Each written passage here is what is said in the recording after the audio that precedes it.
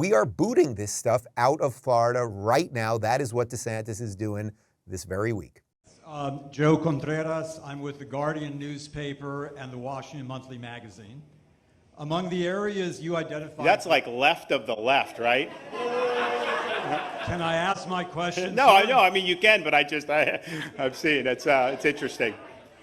Among the areas you identified for academic reform in your January 31st press conference were the diversity, equity, and inclusion programs and policies, often known as DEI for short, in effect at Florida's public universities and colleges. Yet DEI was mandated by the Florida Board of Governors in the fall of 2020. That was on your watch, and most of the board members were appointed either by you or your predecessor, Rick Scott. Why did it take you more than 2 years, Governor, to suddenly decide that DEI should be abolished in the state university system? Thank you. So it's a good question. So one, it wasn't at my direction. I didn't know what DEI was a couple years ago. As this had taken hold, I mean, it sounds innocuous, right? I thought maybe diversity of ideas, maybe actually have more than one viewpoint. Well, that's not what it is. What it is it's trying to enforce a political agenda and a political orthodoxy under the auspices of administration. And that is something that is not in the best interest of this state. It's incredibly divisive.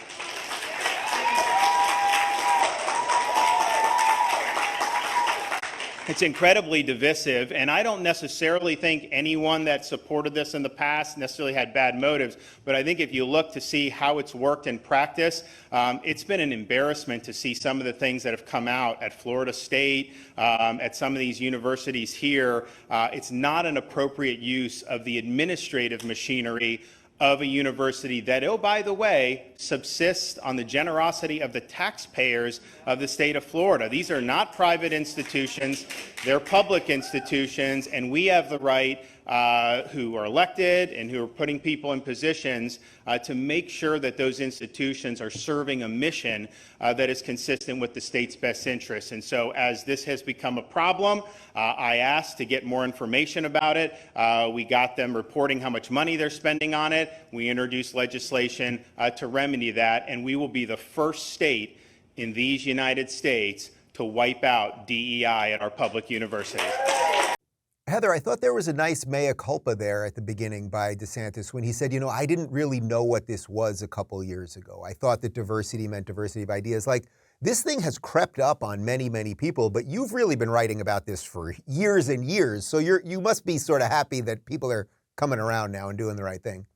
Oh, you're way too generous to me, Dave. Actually, I'm furious that they haven't realized this. I feel like, where have you guys been? You know, I'm not the only one who's been. I get that. I get that angle too. I get that angle. I feel that's with something sometimes.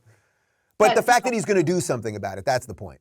Yeah, better late than never. And you know, the thing that is so disgusting about this, leaving aside the overwhelmingly biased and fanciful portrayal of the United States that is the core of DEI ideology, the idea that we are systemically racist. Now, I'm not going to deny the white supremacy and systemic racism of our past. It was horrible, and we don't sufficiently account for it in conservative discourse, in my opinion. Nevertheless, that is not our reality today.